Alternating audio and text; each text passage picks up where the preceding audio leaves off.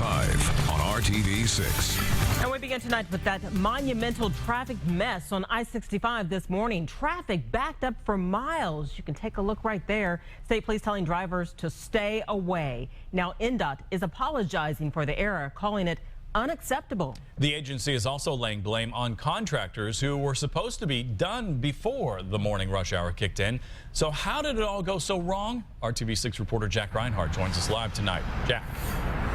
The Indiana Department of Transportation not only apologized for this morning's commuter nightmare, but they hasten to point out that they are already addressing this issue with the contractor responsible for this mess.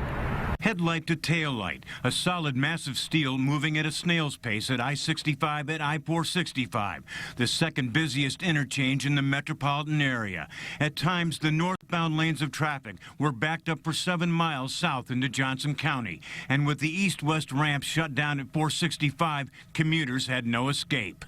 INDOT blamed the contractor for failing to open lane restrictions after putting down an epoxy resin in preparation for permanent lane markings. Allowing traffic on the wet epoxy would have probably damaged vehicles, definitely damaged the epoxy, tracked the epoxy, the lane markings would have been confusing, and we would have had to reapply that epoxy following that damage. The interchange is part of a $40 million improvement project aimed at reducing congestion.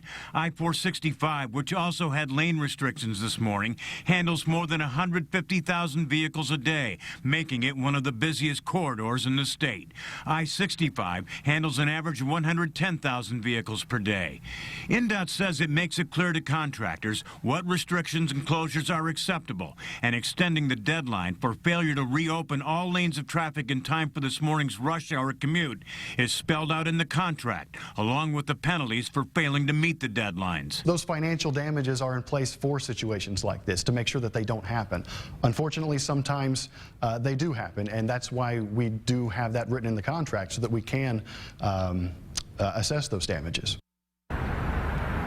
Now, state transportation officials say that the fines for failing to open up the interstate in time for this morning's rush hour commute could range from several hundred to several thousands of dollars per hour. But the good news is that this project should be finished by late next week, fully 2 weeks ahead of schedule.